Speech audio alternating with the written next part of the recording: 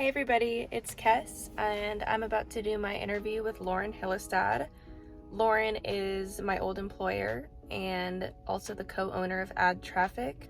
AddTraffic is a marketing company that helps real estate agents and loan officers in specific build custom audiences on Facebook, social media, and in general so that they can have a really strong, reliable source of customers and grow their niche. So yeah, I'm about to head into Hunter Bay Coffee, and here's my interview. Okay, so my first question is why marketing? I mean, it wasn't like I grew up as a little girl wanting to do marketing. It's just my dad always did it. So it was already in the family. And then when I went to college, I ended up majoring in advertising, which kind of goes hand in hand. Right. And then we kind of just fell into it. I mean, it's like I had all these creative things I wanted to do when I was young, like I wanted to write and all that, but I didn't necessarily want to be a writer, be an artist. And then marketing is kind of this fun way to actually make money if you're creative things. Right? Yeah.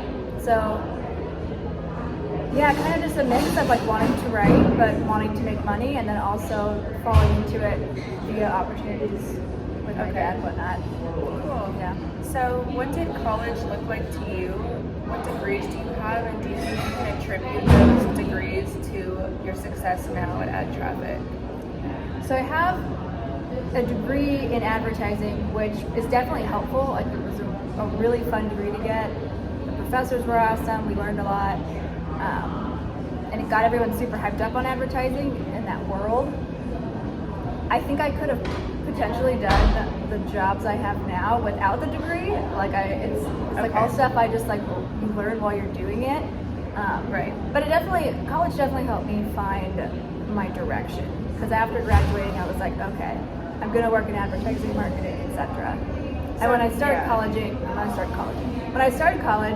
I had no direction at all. I actually started majoring in sociology, and I laugh at that now. What the heck was I gonna do with that? Nothing.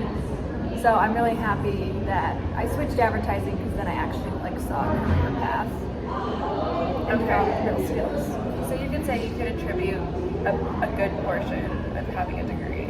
Yeah, it definitely steered me in that direction. Did I learn the hard skills I needed?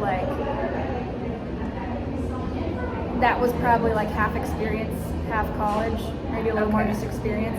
But college definitely put me in the right direction, and it got me super excited about what my life could look like with a career in marketing. That's good. That makes sense. Yeah. So earlier this year, you were working another marketing job while also building up AddTraffic to its success. How did you balance that time, knowing that AddTraffic was really, really important to you and that you needed to get it off the ground? Yeah, it's super hard. I'm lucky enough that my job that I actually just officially put in my notice for a couple weeks ago. Okay. They were really cool about letting it be this really long, smooth transition. First I went down to 30 hours, and then I went down to 20 hours, and then recently I've only been working a couple hours a week here and there. So I'm really lucky in that they let me do that, whereas I feel a lot of other entrepreneurs probably have to just dive in, or either work all night while working a full-time job and eventually make a huge leap. And I didn't have to make any huge leap. But it is hard every day to make those choices. What's more important right now? These people are depending on me and they pay me. Yes. But this is for me to grow my business. So I've definitely had a lot of issues just trying to prioritize what to do in that exact moment. But yeah, I'm very lucky to have a job that let me transition. And I learned a lot about marketing and advertising at that job. Yeah. That continues to help me. So I guess having good people around you made that easier, whereas if they weren't as lenient, that might have been really difficult. Oh yeah, totally. If they were just you're in or you're out, that would have made it, I don't even know if I could have started this. It just wouldn't have worked. But they are, it's a local business here. They're so understanding and cool. And they also like they wanted me to grow hopefully within their business, but I think they were happy for me nonetheless. So that's great. Yeah, they've been great.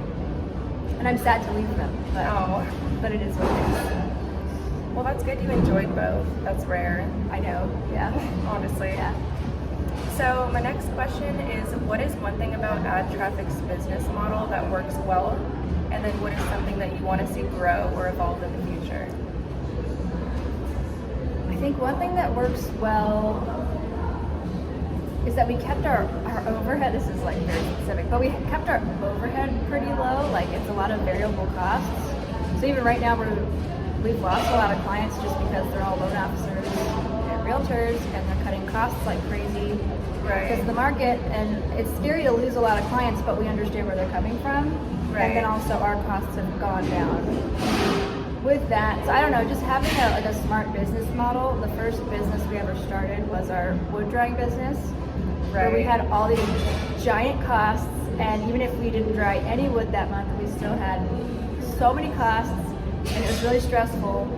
And now with this, it's like we only hire the work we need, we only pay for the software we need. So it makes it really easy to scale, and then really easy to like pump the brakes and still cover all of our bills. So would you say that starting smaller with a more strong group of clients and then scaling is helpful in that sense? Totally, yeah, like figuring out how we're doing things, and also like we've put a lot of big investments into the company, but only when we're ready. Whereas with our first business, we'd be like, okay, we're investing in this really expensive machinery, really expensive shop, assuming that we would then scale to like match the costs we put in. I don't know if this is like a good life lesson. Maybe sometimes you do need to make those huge leaps and huge investments. But something that made AddTraffic work was like having these variable costs. And yeah, being able to take the time to like really master it. One thing I really want to work on as we build it is I want to focus more on like the scalability, more on like the software, and less on all this one-on-one interaction we have with our clients. Right now I feel like we're more of an agency where like our clients know us, we talk to them, we get on calls with them, and I want to go more in the direction of like a Hootsuite or something where like you just sign on, you have this tech, this product, and you use it.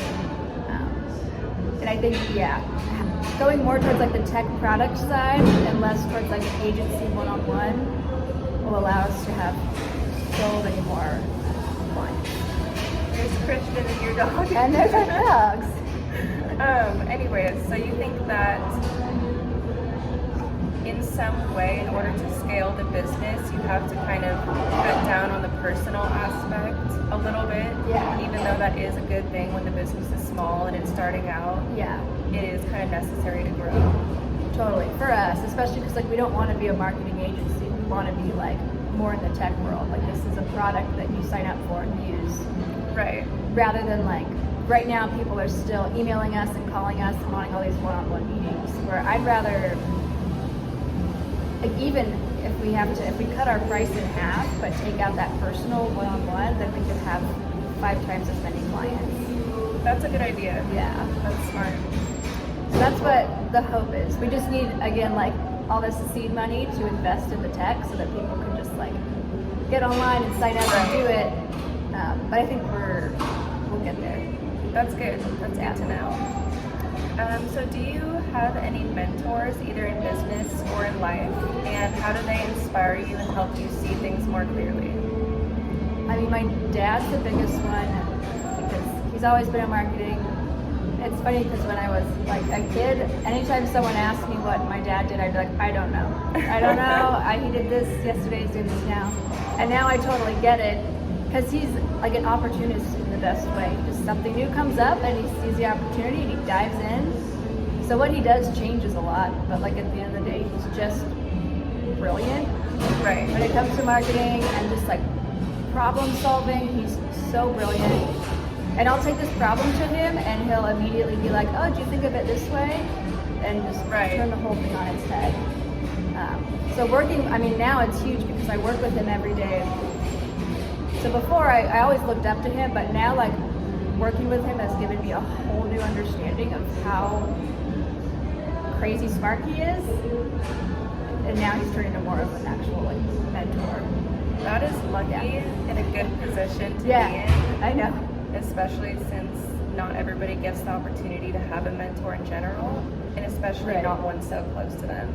Totally. And having grown up with them their whole lives. So that's really cool. Yeah, I feel very fortunate. So you and your fiance Christian run a big part of this business together. What are some benefits of working with somebody so close to you? And do you have any advice for people who are looking to work with either a spouse, a relative, or a really close friend? Yeah, it's like all of our friends are constantly like, how do you do that? How do you not kill each other? And it's hard. It's super hard at times. We don't get a whole lot of time apart. We definitely have to be like, okay, tonight you go see your friends, I go see my friends. We have to like find our own space. It's great though in that we always have something to talk about, and we both have the same goals, the same passions. I can't imagine how hard it would be to be with someone who like didn't fully understand what I was passionate about or working toward, or how full in you are about this thing. Yeah, right. And how hard we're working, but we both fully understand how passionate we are, how hard each other works. As far as advice, I think separating out tasks, like I do the billing and he does the one-on-one meetings, and it's never like, oh, you messed this up, because it's like, that's your department. Give each other your own department. That person's in charge of their department. Don't try to both do everything. Find out what each other's strongest. Like Christian is so good at talking to people, and I hate being on the phone with my every bee. So he's on the phone, and I appreciate that. And then I'm doing a lot more of like the type A organization stuff. Yeah, I'm better at that, and that keeps us it's a lot less bickering that way. Totally. Also just finding space and time to yourself. If you work with your partner, you're going to see them a lot all day. So like have your own hobbies, make an effort to go see your own friends. It's good. You can't be with your partner 24/7. That's true, but I do think, I mean, the way I was phrasing this question wasn't even to imply like, oh, how do you not kill each other? Yeah. I think it's important, and it's something to address when you work with someone so close to you in your personal life, like divvying out tasks and, you know, how you keep work and personal life separate. And I think on some level, every couple has to figure out how to have your own hobbies, how to have your own friends. So true. I don't think they you have should do to that be mutually anyway. exclusive, right? Yeah, no, that's very, very true. I mean, it's very exciting because when we get a win, and it's our win together, it's not like, oh my god, you got a promotion, good for you. It's like, holy crap, we got this client we really wanted, we're going to sushi. It's fun to... That's fun. Yeah, just like as a couple to share all these super big wins and losses together. I didn't even think about that, actually. That's pretty cool. That's fun. Because like when we work separately, you know, you're always happy for someone or sad for them, but you can't fully like grasp it. So yeah, we have a lot of like celebratory sushi nights, and we literally never ever run out of things to talk about because we have a little business to talk about. So you would say maybe that it even strengthened your relationship if you figure out how to separate those things and work really well together. Totally. Yeah. That's cool. I like that. Yeah. So next question. Do you have any advice for students who are struggling with identifying the next steps after college? Because I know how that feels, you know how that feels. Big time. Yeah. All my friends are going through that right now, and that's kind of the big ticket question. Yeah, I mean, I definitely know how that feels because I was just completely lost. I think after I graduated, I worked at a dispensary as like their social media manager, so that would be like, okay, I'm kind of doing marketing, I'm kind of writing, but I'm just like making graphics about weed. Like it wasn't my passion or super profitable. And then just kind of flip it around. I think my main advice, first off, is to just like try as many things as you can. It's very rare that you're going to know, especially in marketing and advertising, there's like so many different little things you can do in niches. Like, are you in video? Are you writing? Are you buying media? Whatever. So you kind of have to just like keep trying, whether it's internships or you're going on like Fiverr and finding gigs. Really easy, like quick jobs, like even if maybe you're at a dispensary but you're their social media manager, and then you can just see what you actually like doing your day, like in your day to day. And that's big too. Like actually think about what you enjoy sitting down and doing. I think I had all these romantic ideas of like when I was young, like professions. Yeah, like oh, I love to write. I'm gonna write novels. That's gonna be such like a moody, cool thing that I'm gonna do. But I don't like to do that. So I've had the same thought at one point. Yeah, but then it's you have to think about like okay, what can I sit down and do for hours on end every day? Yeah. Do I like being around other people? Do I like talking to people? So yeah, trying so many things. Like our generations have so many more jobs than our parents did. It's way more acceptable to bounce like crazy. And also knowing your worth. I feel like I have stayed in a job way too long and gone above and beyond and never asked for a raise and never like really asked for what I thought I deserved. That's huge. And there's, I think, a very like growing trend of people asking for what they want. Right. Knowing their worth. That's huge. And yeah, when it comes to like opportunities, like if you want to start your own business or if someone comes to you with like some crazy scary opportunity, like I mean, go for it to an extent. A big part of, like, probably the biggest lesson we've had to learn in the past few years. This is a really long answer. You'll probably have to edit a lot of it out. No, but go ahead. I think the biggest thing that Christian and I have learned is like, we only have X amount of hours in the day. What is the most productive way to use them? Because like we had the wood business, we were so proud of ourselves for starting it. It was like emotional to say, okay, we're going to stop. Yeah. But at the end of the day, we're like, okay, if we put this many hours towards AddTraffic, towards marketing, we will make 100 times as much. Like, with so much more money, we'll probably be happier. So, and now, like, it's the same thing. Every day, my dad is so scatterbrained. He'll be like, I'm doing this new thing with these tax filings, and it's this whole thing. And I'm always like, no, I'm doing this. But then every so often I have to be like, okay, but how much money are you making? Like, what's the commission? And if it's not all about money, but be open to those things. Yeah, be open to things, and like truly, like your time is your most valuable asset. Think about what is the absolute best way for me to use my time today. Right. My only previous interview so far was with James Chapman, who is the owner of Black Coffee Roasting Company here, and he said something that really made a lot of sense to me, and I just wanted to get your opinion on this. Yeah. He was saying that your work does not always have to be your passion.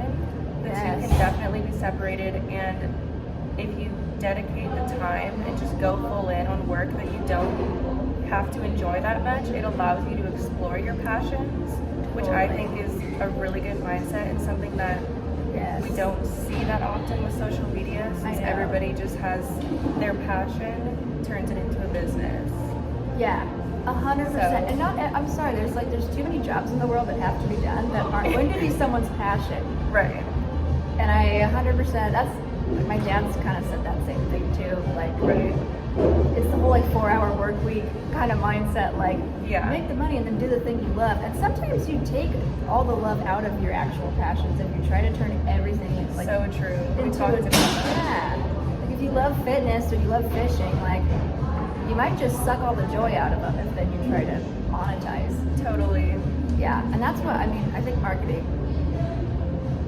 That's kind of how I felt about all this. It's like, okay, this is something I can get good at, and it's something where I can build a life that I don't work a 9 to 5. I think my biggest passion, my biggest goal has been to not work a 9 to 5 every day for the rest of my life, and this is a way to do that. I agree, and that's kind of why I'm starting to move towards marketing, and I also started out wanting to be a writer or something. Yeah. You know, that you can romanticize, but it just sometimes isn't realistic. But I do feel like marketing has allowed for a lot of this stuff to happen and to explore passions outside. Like even when I worked for you guys, I felt like I really enjoyed the business model of just get the work done, and then if you get it done early enough, you can go. Right. Like, Yeah. type of thing. So I think that freedom is really, really nice. It is, and I feel like it incentivizes better work. I mean, I've had a job where, like, you know, you clock in and you clock out, and there's like sometimes there's just time to fill, And you do nothing. and you do nothing, or you do like, I'd rather do a sprint than a marathon when it comes to work. I totally agree. Yeah. That's good. So my last question for you is, what is one area you'd like to see yourself grow in? And then what is one thing that you feel like you're proud of yourself for at this point? Yeah, Those are big questions. Yeah, those are big questions. I didn't totally like rehearse that one in my head. One thing I'd like to grow in. It could be anything. It doesn't have to be work related as well. Yeah. I mean, as far as like work goes, I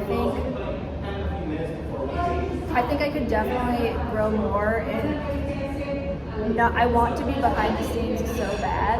Like, I don't want to get on calls. I don't want to go meet people. I literally just want to like make things work in the back. Mm-hmm. And I think I could definitely get better at like reaching out to people. Like, Christian has a question, he'll just call someone, and then he'll end up chatting with them on the phone for half an hour, and I'm always like, why would you do that? But I think I definitely want to get a lot better at just like making personal connections, reaching out, not needing to be in the background so much just because I'm like, oh, Christian does that, but I should also Just being open to it at least. yeah, I should be open to it. I should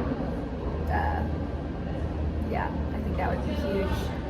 One thing I'm proud of myself for right now, I'm really proud of myself for finally quitting my job. I mean, for like months now, I've just been like clocking in for an hour here and there, like pretending I'm still kind of like In it. I'm in the team. Oh, Right, I just did this one thing. And finally, it was like, okay, who am I serving? I'm turning in work late for them. I'm missing a couple hours a week of this like really cool thing I'm doing for myself. Exactly. I just need to take the leap, get my own health insurance. So I'm proud to like be fully self-employed for the first time in my life. That's great. As an adult. That's a big step. It is a big step, yeah. It's like kind of hard to imagine that it's real, but I'm very proud of us for that. And that's definitely inspiring for somebody my age to see, because right now, I mean, I know it's realistic, but it just doesn't feel that way quite yet. You know, Right. like one day so you'll many be, steps between here and there. Yeah. Exactly. And I talk with Annie, my friends, all the time, just like, who knows? Who knows what's next? Right. And that is challenging sometimes, but it's good to talk to people. That's why I'm doing this whole series anyways, is to talk to people and see how they got from A to B, and It's learn a lot little of bit. failures. Like, I'm sure everyone says that. Like, I don't know. We're always like, wow, we really didn't nail it the first time. We had like a super. Because it's true. Yeah, we did nail it we had a business model that just didn't work. And I remember our goal of the wood business, we're like, if we can just get Christian to make $40,000 a year, just for him, we did it. And now we're like, okay, we can actually dream a lot bigger than that. Right. Like, I can quit my job. He doesn't have to break his back every day lifting wood. Like, but yeah, it took a lot of failures. And now it's funny, people, like, so many people know that we own our own business, but don't know that we, like, literally pivoted entirely. And they'll be like, how's the wood business? And we're like, bad. We sold it. That's funny. But, yeah, just gotta keep going, keep pivoting. Yeah, that's good. So any final thoughts, final words for people my age or any viewer of any age who's looking to be more successful in their profession? Yeah, I mean, I feel like there's so much opportunity right now, especially with like this shift away from working in office and so many ways to freelance. Like, if you have like the get up and go, I feel like there's so much opportunity. I guess Just go look for it. yeah, or you have to go look for it. You have to be open to it when it presents itself to you. Yeah, it's a tough one because I mean, like, I don't really have like one big pivotal moment. It's always all these little moments that just somehow lead me here. But yeah, be open to new opportunities. Try so many things and like actually figure out what you truly enjoy, not just Right. what you think sounds cool or you Right. know. Yeah. Try a lot Try of stuff. everything. Try everything. Go All look of for it. Yeah, and like there's something I thought I liked to write. We're not writing books, but like I wrote headlines. There's so many ways to do the things you like in a profitable way. So get creative. Yeah. Try everything. Yeah. Talk to people like this. Ask other people how they Totally. actually are. And if you talk to people, and this is what I need to grow at, is talking to people because I don't like to do it. But I imagine it leads to a lot of opportunity. Right. Yeah. Awesome. Well, thank you so much for coming. Thank you. And yeah, I appreciate it.